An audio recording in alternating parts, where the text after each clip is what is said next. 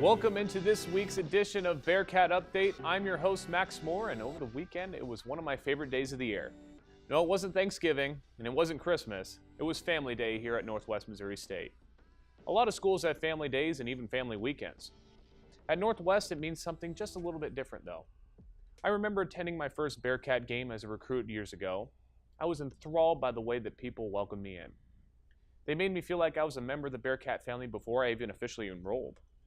At the time, I did think the warm welcomes were just a ploy to get my money and use what little athletic ability I had. But I soon realized that this family atmosphere was not just a recruiting ploy, but it was a way of life here in Maryville. Northwest not only celebrates Family Day during the football season because, well, it's a great gathering place for families, but they coincide that celebration with the man who embodied family. Now, I never had the privilege to meet Scott Bostwick, but as a player, I learned a lot about him. It seemed like every coach and support staff knew that Bostwick had a good story to tell. All the stories had a similar feel to them. They had a feel of love, care, and in fact, Coach Wright told me a story about how Bostwick would invite all the graduate assistants over for dinner after games and host dozens of people at those dinners. He told me family and friends coming down on the field after a game, that started during Bostwick's time as a coach. The family atmosphere I experienced on the football team and what most of you experienced by even having just the smallest connection at Northwest can be a large part thanks to Scott Bostwick. Now let's check out how the Bearcats did against the Missouri Southern Lions on Saturday. All week people kept asking me, what's going on with the offense? Are they going to figure it out? Are the Cats going to be able to ride the defense into the playoffs? I told them calmly that they just need to relax and watch the Bearcat offense get ready to go this weekend. It takes some time to gel on offense, and you know what? They sure enough, they did gel this week. Let's roll to the highlights here and see how they did. The Bearcats coming out in those black uniforms with the red paw on their green helmet, and here we get off Zach Martin down over to Quincy Woods for the touchdown. That's Quincy Woods' first ever touchdown. And here's Brody Mann taking the rush up the middle into the end zone for another touchdown. There's the shirtless Bearcats in the blistering heat. Surprised they survived that one.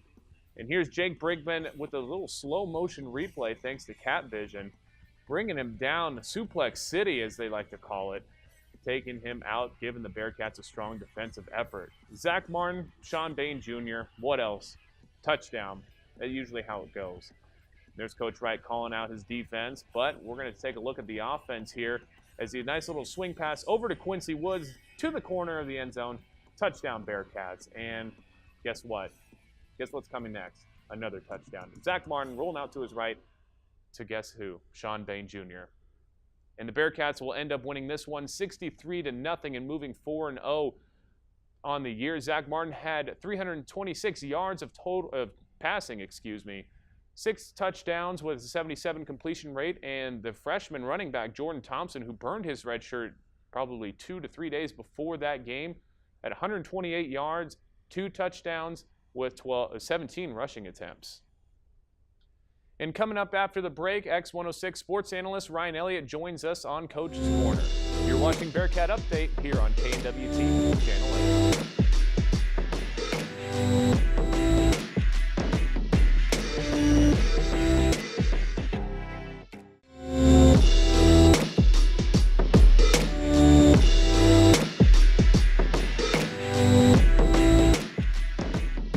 Welcome back to Bearcat Update. I'm your host, Max Moore, and we're now joined by X106 sports analyst Ryan Elliott. Ryan, how are we doing? I'm doing pretty well, Max. How are you? I'm doing great. We have Coach's Corner here, and we're glad you're on because we're going to talk some football. What did we see this past Saturday at Northwest Missouri State? Well, I think one of the big things we saw Saturday was a huge improvement in the offensive line. I thought the offensive line played a lot better this past week than they had played the weeks prior. The running game was having some trouble, and the running game really showed out really well on Saturday. So do you think, was there any player that really stood out to you, or a group of players, or a position group? Was there anything that really specifically one player made? I think, well, you mentioned, a position group being the offensive line. Another player that I thought stood out really well was Jordan Thompson, the young true freshman from Florida. I think we caught a glimpse into the future of Bearcat football this past week in Jordan Thompson. Do you think the Bearcats are going to be able to keep this kind of – or is the offense back is what I should say? Is the offense back? It's possible that the offense is back. I don't know that it's – I can't say for sure whether or not the offense is back yet because they were playing a below-average defense this past week in Missouri Southern. But if they can come out against Central Missouri this coming week and play the way that they did against Missouri Southern, I think you can say for certain that this offense is clicking as good as they have this year. Now, I know this past week Central Missouri won on a pretty crazy play. Is that momentum going to carry into this week, or is it just another week for Central Missouri to try and knock off the number one team in the nation? I'm sure it will to an extent. A game like that will always provide momentum for a team. It'll always, when you beat a quality opponent like Emporia State, you're always going to come into the next game going, okay, all right, we got the big win. We're coming in against the number one team in the nation, and we're going to do the best we can to knock them off. So I think just as it is with any game, Northwest is going to get the best shot from Central Missouri. What specifically does UCM do that's going to give Northwest trouble? This is a pretty high-powered offense. I think this is pretty easily the best offense we've seen this year. Emporia came in with a good offense game one, but didn't play very well. So I think if they play well, they're probably going to be the best offense that Northwest has seen this year. And what's going to be interesting to me is to see how Brooke Bowles plays in an environment against a team that both of his brothers played for. You see a lot of times in that situation, a kid like Brooke Bowles will play better. He's relatively inexperienced. He's a little bit green at this point, but he's a Bowles, and he's going to be tough to beat. Yeah, that's for sure. I can't wait to talk to Brady this upcoming weekend and talk to him about that matchup and what that's going to be like for him to have his little brother playing for UCM versus trying to root for his own, his alma mater. So is there any other team in the MIAA that's going to give the Bearcats any trouble this week? Or not this week, but further on? I think the one team that a lot of people are looking at is Fort Hays State. Hays has played a string of very good games. They've beat some pretty good teams, and now they're the only other undefeated team in the MIAA, and it's going to be a while before we see Fort Hays State, but they're one of the only other teams in the MIAA that has really played quality defense thus far, other than, of course, Northwest, but they have a pretty good defense, especially a good defensive front. And that may provide a little bit of trouble for this Bearcat offensive line and the rest of the Bearcat offense, but it's going to be a little bit before we see Fort Hays. Now, I know this is way out into the future. I'm a week-to-week kind of guy, but is there anybody outside the MIAA that you see as a possible troublesome for the Bearcats, assuming they make the playoffs and everything goes well? I mean, one of the big question marks was Ferris State, but suffering a 20-3 loss to Ashland this past weekend has been a little bit off-putting, I think, for a lot of people from Ferris State. They were ranked number 2. They probably won't be. They lost Reggie Bell to an ankle injury, the talented quarterback. And so Ferris State was the team, and they were in the region. The other team outside of the region that people look at, I think, is Texas A&M Commerce. They put up a pretty good game against A&M Kingsville this weekend, and they've been rolling pretty well in that Lone Star Conference, which has had a little bit of a downswing in the last few years, but could be coming back as one of the power conferences in Division II, and Commerce is leading the way for that conference. Absolutely. When I saw that Ferris State loss, I was blown away. I didn't think they would lose until they had the opportunity to play the Bearcats in the playoffs.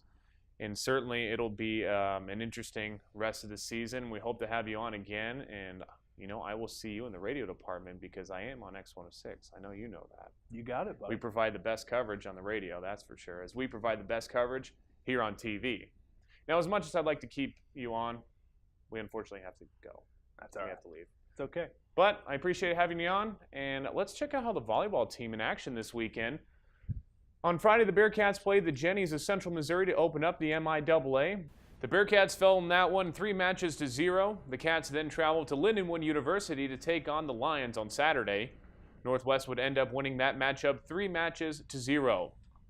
We're going to take a quick break, but stick around. We have plenty more for you here on Bearcat Update.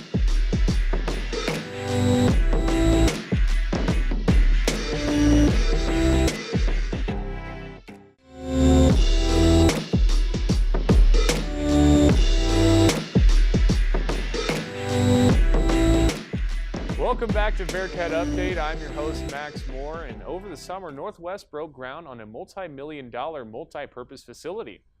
This is another big step in the college arms race of building state-of-the-art facilities. In relation to this multi-million-dollar facility, small steps were taken in the arms race with the baseball field. Our reporter Hannah Ryan shows us how the baseball field is seeing some upgrades. Northwest Missouri State is seeing improvements in the athletic facilities coming in the 2017-2018 school year. The floor in Bearcat Arena has been replaced, tennis courts have undergone improvements, and of course construction has begun on the multi-purpose facility. One improvement that has flown under the radar are the upgrades to Bearcat baseball field. Well, I think first of all, Coach Churchman has been a huge advocate for us, and as we were fundraising for the indoor facility, he had some interest in improving the dugouts and the backstop as well. So he's really spearheaded the effort for us. And we've been talking about it for a long time. Now it's just finally gotten some traction. Construction being done was evident pulling into campus the first week of classes. The dugouts have been built quickly, but still behind Coach Darren Lowe's original time frame. Well, I think our timeline initially was to have the dugouts done by the time our guys got back to school. So we're a little bit late on that, had some concrete delays, then we had to wait for the concrete to dry, but Jared Gallagher and his crew came in and knocked them out as quickly as they could, and now we're just kind of putting the pieces back together. The new dugouts will be further off the field, gaining more foul ground. They are also moved 5 feet further down the line to allow for more bleacher space for their upcoming spring season. Hopefully within a week the dugouts will be back in place. Hopefully in a couple of weeks we'll have all of our fencing completed, and then hopefully right after our fall season, about the middle of October, we'll see if we can get the new backstop in. The Bearcat baseball team is excited to see the dugouts come to life to fill the roster of 57 players. All renovations, including the fencing adjustments and net backstop, should be completed by the end of October. For Bearcat Update, I'm Hannah Ryan. Thanks, Hannah. The Bearcat soccer team was in action over the past week. The team traveled to William Jewell College to take on the Cardinals. They won that matchup on Tuesday with a goal by Danielle Wolf. And then the team traveled to Lindenwood University on Friday to take on the Lions. Maryville native Molly Holtman netted the game-winning goal in overtime to give the Bearcats a 2-1 victory. The Cats then traveled to Warrensburg to play the Jennies of Central Missouri. The Jennies proved to be too strong for the Cats. The number 4 ranked Jennies won the match 6-0. President Donald Trump made the announcement recently that he would end the Deferred Action for Childhood Arrivals policy. The controversial decision could impact thousands of people, including one of them on Northwest soccer team. Our reporter Amber Giersdorf shows how the controversial decision affects her. Northwest Missouri State is home to roughly 6,800 students from various countries around the world. But for sophomore soccer player Natasha Samuzi, her story of becoming a Bearcat is quite unique. I was born in Harare, Zimbabwe, and we moved to the States when I was near the age of 2 to Vermillion, South Dakota. Very small town similar to Maryville here. It's very small and family-oriented. Played soccer, high school varsity soccer ever since 7th grade. So I knew at that moment, even getting started early on that high school team, that I wanted to keep playing soccer, and I played on a club team. And then soon I was looking for colleges, and I knew my cousin played here. She graduated 2 years ago. That definitely persuaded me to come here, because I was like, oh, I have family here, and I have an opportunity to play soccer because I've been in touch with HOSA, and I just loved the campus when I came. Samuzi is protected under the Deferred Action for Childhood Arrivals program, also known as DACA. This program was created to allow people brought to America illegally as children to temporarily live in the U.S. Now that President Donald Trump has decided to rescind this program, it leaves nearly 800,000 people like Samuzi to face very uncertain futures. Just kind of like a bummer, really, because it's it affects me personally, and then just thinking about the next student next to me that it affects, and the next person, and how they're just out there working and attending school and keeping up their grades and doing just exactly what I am makes me sad for other families as well. But it also just gives me a sense of hope that a lot can come out of this, and maybe some good, so you just always have to stay positive. Despite all of the unknown she is facing, Samuzi says she is lucky to have soccer, a sport that she loves, to keep her going. It definitely keeps my positive and outgoing attitude, because I bring that here on the field, always having a good time, and then I'm just the same person outside of the field, just happy, and soccer just really brings that out in me even more because I'm like, oh, like I'm already happy as it is during the day, and now I'm getting to play the sport that I love as well. Congress has 6 months to draft replacement legislation to save the program and protect all of the people impacted by Trump's decision. For Bearcat Update, I'm Amber Gerstorff. Thanks, Amber. We're going to take one last break, and we'll see how the Spoof-Hound football team played over the weekend, so be sure to stick around here on KNWT.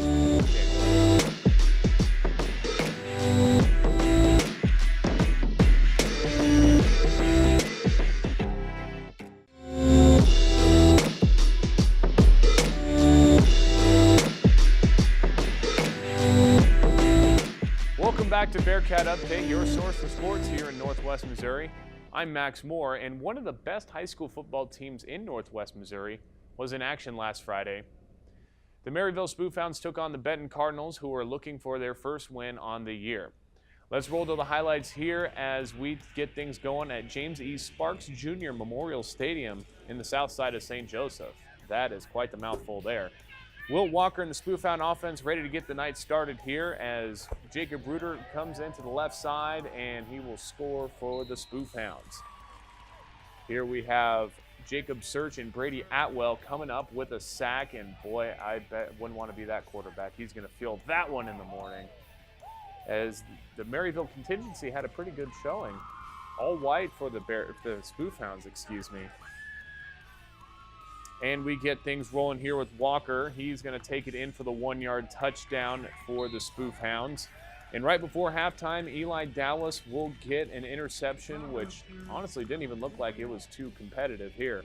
It threw it up, and he just caught it right out of thin air. It looked like he was trying to pass it to him.